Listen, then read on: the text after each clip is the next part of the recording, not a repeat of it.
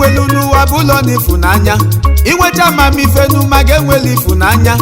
ife kọlụ na ndụ gị bụ nwa onye Igbo ka ịmalụ ụmụ obodo Ezobosi Igbo na-ekwu ụfọdụ ji si na aja mele onyinye amala fa wee chezo n'obi nwanne machezi ịfụnanya alụsị dị n'ala Igbo chụbanụ ndị si na aja kpochapụ fa wetela anyị ịfụnanya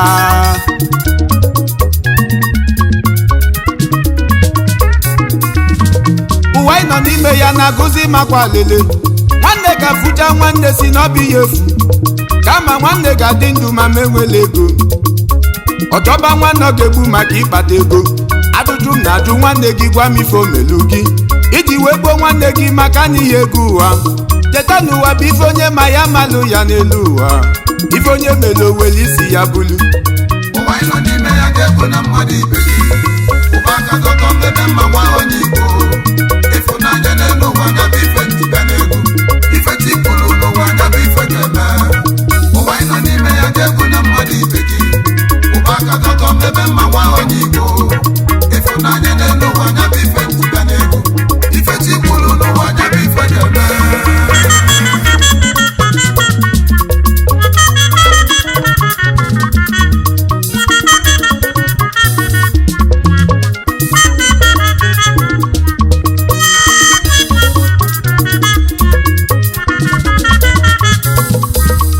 ụfọdụ kpatara ego ma fe enweli ịfụnanya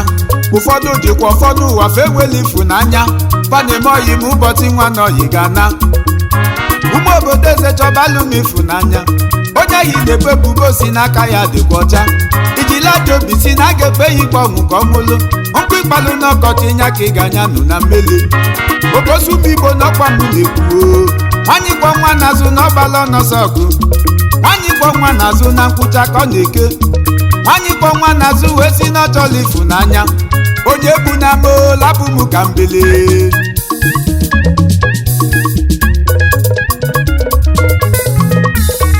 ịbata ebe a na-ekpe ikpe chọbalụ m ịfụnanya eji na maka ọdịmma kwujo mmadụ ibe gị ụfọdụ na-ata afụfụ maka mkpụje ekwujolu ụfa ndị na-ekpe ikpe n'ụwa chọbalụ m ịfụnanya anyị ga-akwụsị aka azụ maka ọdịlọ mma n'ikpe ikpe aka azụ bụ na ụfọdụ ndị aka fadọcha n'ikpe ikpe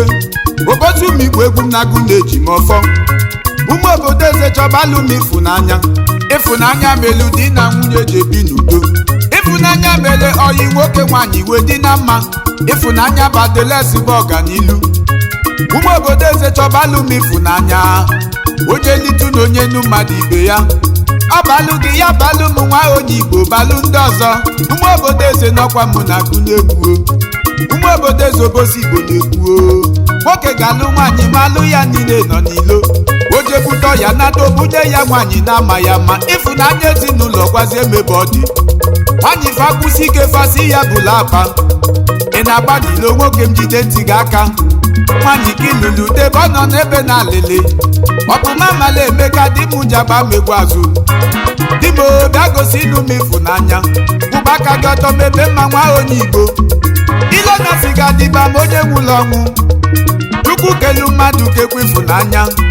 chọba obi nwanne n'ụwa chọbalụ m ịfụnanya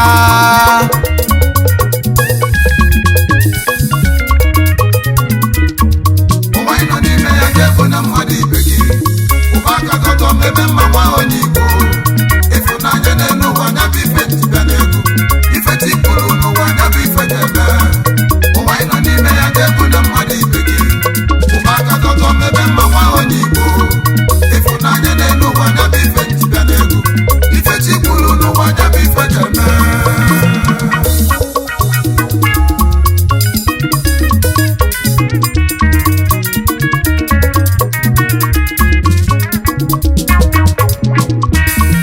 ọbịa dịkwa gị mma na nwanne gị na-eme ọfụma o ji wepụta bụ wi chọba ndebe ọzọ nyere okwu ejila chukwu ya wee mekwanụ ya ọya ka ọ nwụlụ ụmụ obodo eze chọbalụ m ịfụnanya chukwu kelu mmadụ n'ụwa si ijebe ụba ka anyị na-abụ ụba n'elu ụwa ka anyị na-enwe ego ka anyị na-enwe ego n'elu ụwa ka anyị na-enwe ịfụnanya ndị si na aja bịala imebi ụwa asị m onye kwu n'okwu mgbe alụsị gabịa ọgụ alụsị na-eme ifeọma chụbanụ ndị si na aja alụsị kpochapụ fa wetela anyị ịfụnanya ụmụ obodo Ezobosi Igbo na-ekwuo ifunanya na-ekwu okwu ya ka o wee dị mma onye nwere ifunanya bụ Nwachukwu okike ụmụ Igbo pụtanụ ka anyị chọba obi nwanne na ifunanya ebe ifunanya dịkwa ka udo ga-adị ụbọchị ụmụ Igbo nọkwa mụ na agụ n'egwu alụsị si n'egwu bụ alụsị nwere ugo alụsị dịkwa n'ala Igbo alụsị na-ekwu maka ifunanya alụsị na-eme ife ọma wetala anyị ifunanya onye ahụ na-ele anya ọdịda gwa m ife omelude baba mbọ n'elu ụwa gị yọba Chukwu amalado Chukwu kele ifunanya ga-eme gị ọgaranya ụmụ obodo eze n'ọkwa mụ na-ekwu anaghị izodolu ụkwụ si n'ọbala nna gị maka na ịkpatala ego ichezo na nwata ga-emetato nwata gwe na nna nọ n'ebe na alele chọba obi nwanne n'ụwa chọba alụghị ifunanya ụwa ị nọ n'ime ya ga-ekwu na mmadụ ibe gị ụba aka tọtọ mebe mma nwa onye Igbo ifunanya n'elu ụwa nya bụ ife ntibịa n'egwu ife tikwuru n'ụwa nya bụ ife ga-eme ụwa ị nọ n'ime ya ga-ekwu na mmadụ ibe gị ụba aka tọtọ mebe mma nwa onye Igbo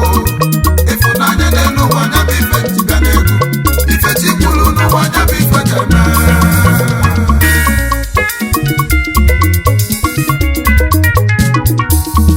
ifunanya melu ụfọdụ ji bụ dike n'ụwa okwekulu nwoyi na onye nwere ifunanya bụ nwa eze ụmụ obodo eze n'ọkwa mụ na agụ n'egwu ụmụ obodo eze obosi Igbo na-ekwu akụ dị n'obi na o nwere ifunanya obele nwa Akụchukwu yile egwu na Nsụka ọ chọtala ifunanya bido mebe ọfụma ọ na-ele simenti na building material na Nsụka Peace Ventures ndị ọma njide ebube Peace Ventures asị m inwere ifunanya Chukwu chọrọ ime ga-ezo zipụ ọgaranya ifunanya mere ọgaranya jede ogbenye Sọdụmọni nwa Malaysia na inwere ifunanya ịbọla obosi Igbo wee jebe n'ijego na Ghana ijego njelu lọta bụlodogwu kubegwu Sọdụmọni na Nsụka ọ ga-izulu obosi Chukwu jiri ezigbo nwaanyị wee chọghị mma odogwu Abigail Ifeọma Chukwu dozi akụ Sọdụmọni nwa Malaysia balụsi ego na Nsụka ndị nyere aka na famelu nkali Tachukwu Ebuka nwa Igbo nwere ifunanya Ezomogo na Nsụka inwere ifunanya ezigbo nwunye gị na onwere ifunanya Mrs. Onyedika ọmala obi di ya Tachukwu Ebuka nwa Igbo ego gị lụkwa akụ Lawyer Garden Igbo etiti Nsụka ga-elolo ya ọkwa gị bụ CEO Diamond Fitness Temple dealers in all kinds of sport and gym equipment Ezomogo na Nsụka si m inwere ifunanya Black Diamond asị m inwere ifunanya isi ka nkene nne na nna gị nwere udo late Mr. and Mrs. Marcel Nwigbo Preacher Warriors ịmafa nwere ifunanya ụmụ obodo eze obosi Igbo na-ekwu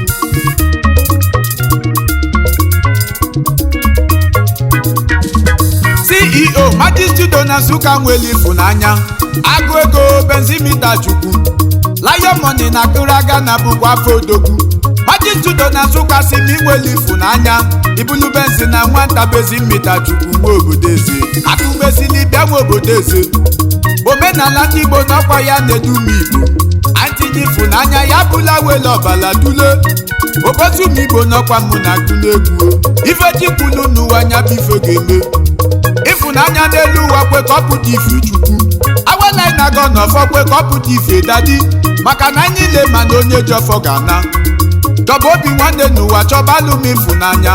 ọfọ ndụ ka anyị na-agọ n'isi ụmụ Igbo na we ụmụ Igbo nọ na we ka anyị chọba ifunanya onye fọpụta tinye anya etunu nwanne ya ka ogolibe akụlu nọ na mmalụ onye kpatala akụ ụwa ị nọ n'ime ya ga-ekwu na mmadụ ibe gị ụba aka tọtọ mebe mma nwa onye Igbo ifunanya n'elu ụwa nya bụ ife ntibịa n'egwu ife tikwuru n'ụwa nya bụ ife ga-eme ụwa ị nọ n'ime ya ga-ekwu na mmadụ ibe gị ụba aka tọtọ mebe mma nwa onye Igbo ifunanya n'elu ụwa nya bụ ife ntibịa n'egwu ife tikwuru n'ụwa nya bụ ife ga-eme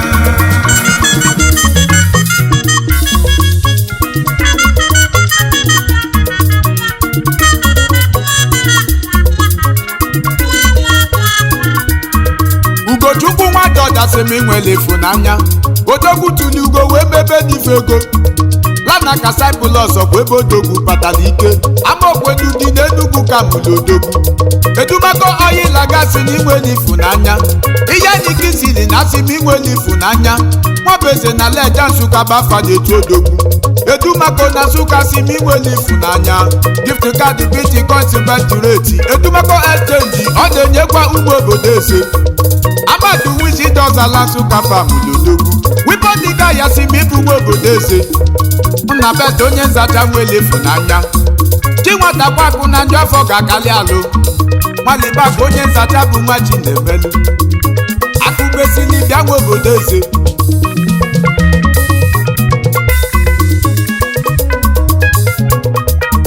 site n'ifunanya ka mbụ n'elu si abịa mmadụ ibe gị n'anya dịka isi fe onwe gị ịtọ nọyi n'ụbọchị nwa nọyi ga-ana ụmụ obodo eze obosi Igbo na-ekwuo Dọchusu Chukwu dị nwa egbe n'inweli ifunanya aka na-ele mechin pasi na Abuja bili Moloko Baja Dapasi ka o ji wee bulu odogwu head office ya na Nyunyanya double pole head office ya na Onepa Joshua Suleja Niger State ka odogwu nọ nwe mmeli Dọchusu na Nsụka n'inweli ifunanya odogwu Dọchusu n'inweli ifunanya odogwu tili gị mmọnwụ si ka ọ baalụ gị Young Devu na Abuja fada follow come Dọchusu na-ekele gị maka inweli ifunanya ifunanya gị meli chusu bute ike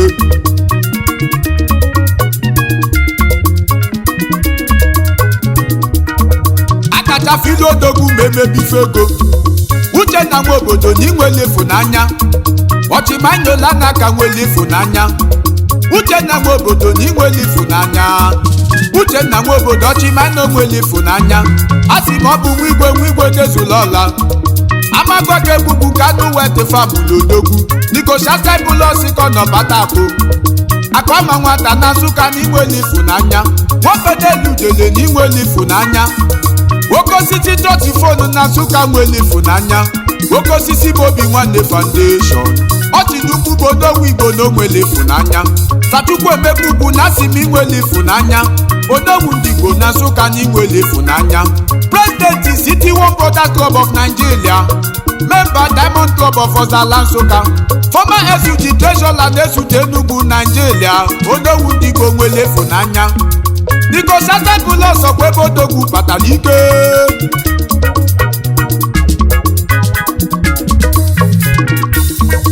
na-enwe ifunanya ka alụsị na-eweta ọganilu alụsị adịghị ugbelelu na Nsụka nwere ugo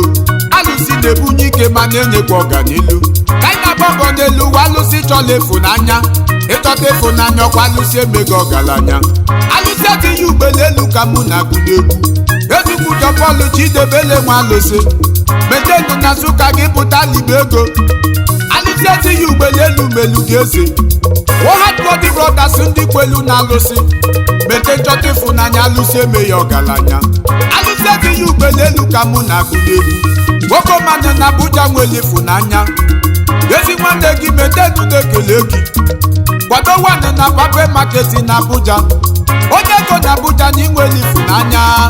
jụkwado eweta udo ma ọ bụ na ifunanya dịlọ ezinụlọ na-enwere udo jee chọba udo ebu na mmadụ ibe gị maka ọ na-enwe ọganilu ebe ifunanya dị n'ụwa ka udo na-achị anyị ga-achịnye aka n'elu mgbe anyị na-ekpe ekpele anyị ga-esebula na mgbe anyị na ya amala gị Chukwu kele ụwa gị wetala anyị ifunanya Obosumibo onye bụ ife na ya na-ekwu n'elu ụwa anyị nọ tata na onye ji ego nwe mba Chukwu kele ụwa biko wetala anyị akụ na ụba Chukwu kele ụwa gị wetala anyị ifunanya ụmụ obodo eze Obosi Igbo na-ekwuo nna dotejuọlụ mba nwere ifunanya akpati egwu na Nsụka oke nwa bụ na-ebu Lobby Material gị nationwide nọdụ Ibecha Celebrity Barman na CB nwere ifunanya CEO Vicky POP nwere ifunanya okwu dịli ọfọdagụ na Nsụka nwere aka ọlụ interior decoration POP malụbiama dịdị na penti nakwa interior design so ụkọ nwakụ na Nsụka nwere ifunanya aka ọlụ gị n'elu ụwa nọ malụbiama Chukwu wetalụ Chukwu nọsọ onwenudi amaokwenudi n'Enugu ka mụlụ odogwu anatu ego wanụ n'udi n'Enugu steeti anatu ego n'udi n'inweli ifunanya ọlụmonye ifunanya wọlafịa n'ụwa gwaya na ochete ọgọ ya meela onye nwere echiche na gbasa ochetela ọgọ na ọ ga-akwụkwọ ọgọ na mmaji ọgọ m egbu na abụ nya bụ ife na agụ na-egbuo ịfụnanya sodomenala milemi okwe kwulu nwaoyi na onye nwere ịfụnanya bụ Nwachukwu ndị si na aja bịala imebi ụwa alụsi na-eme ifeọma chụbanụ ndị si na aja obele Chukwu ezebezu na inwere ịfụnanya ọnụ na-eli eli na Nsụka na inwere ịfụnanya ọfịfị ukwu ikologo ilekwa nwa gị debe ndụ alụsi ihe na gị nwebụ obele Chukwu adefu na Bayong bụkwa osi ome na Nsụka akụmesili bịa nwa bọchi oke mgboko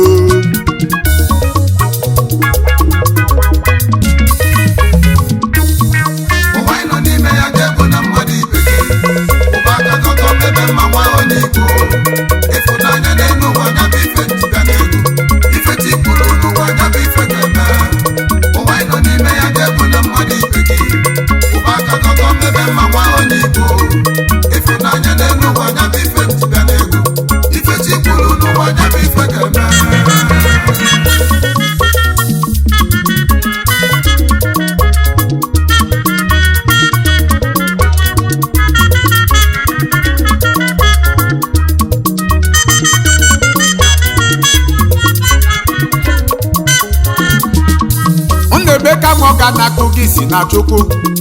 Emeka Nwoga na inwere ịfụnanya akụ si na chasi emebo kalịsịa nwa malụsịa bọchi eke mgboko niile emecha Valentine Communication nwere ịfụnanya na Abuja Luwisi Valentine bụ nwa obodo ese tabụbụ isi enyi na Nsụka na inwere ịfụnanya oke nwa na Ghana agali obubu ego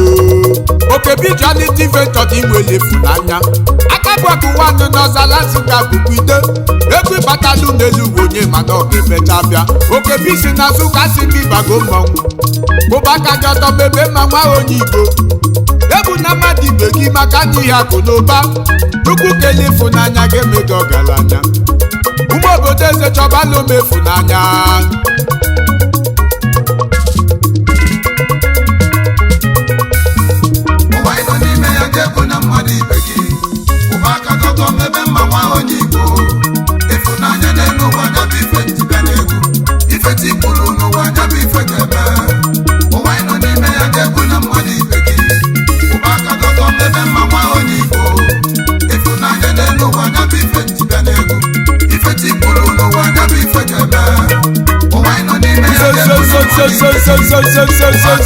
Seba!